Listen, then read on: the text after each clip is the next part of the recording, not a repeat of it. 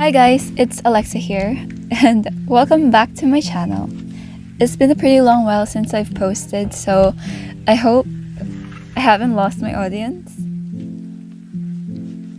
Today I wanted to talk about something that's been on my mind for a while now, and that is art challenges and contests, specifically DTs or Draw This in Your Style events. Now, don't get me wrong, Draw This in Your Style challenges are fun. They help you grow as an artist, connect with the community, and practice creativity. But sometimes they don't feel entirely fair. And honestly, some of them feel a little rigged. So here's the thing. I've noticed that in a lot of Draw This in Your Style contests, it's not always about the art quality, creativity, or how well someone captured the vibe of the original piece. Sometimes it feels like the winners are chosen because of who they know, like friends of the host, mutuals, or people who have a large following already. I even have a personal story about this. I have a friend, I won't say their name because I want to protect their identity, but they joined a Draw This in Your Style challenge and their work was absolutely phenomenal. I actually helped them a bit with the anatomy of their second submission, but even without that, they're an amazing artist. The compositions they made for both of the drawings were incredible. The colors they chose were vibrant and super satisfying to look at. I was literally there while they were making it, and I was so sure they were going to place like at least third. But then the day came to looking at the winners, and they weren't on the winners list. They were just part of the honorable mentions when they could have placed third, skill-wise. I was so mad on their behalf, but they told me to just ignore it and move on. Still, it stuck with me because it felt unfair. Now, I get it. These contests are subjective. Art is subjective.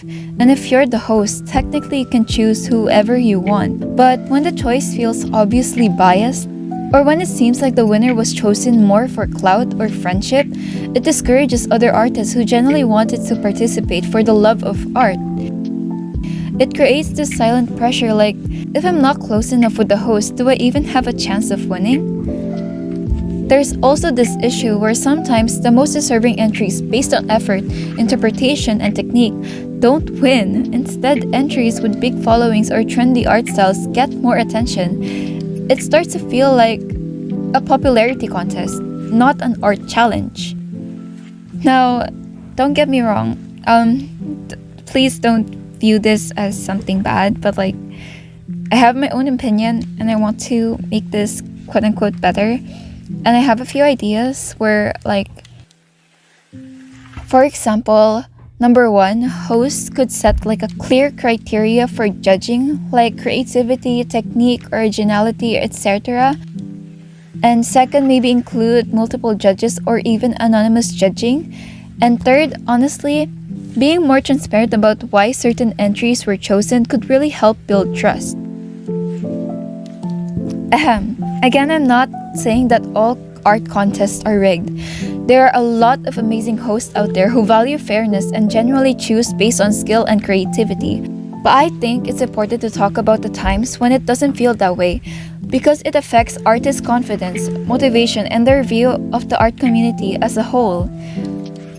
Something that people don't really talk about is the emotional side of this.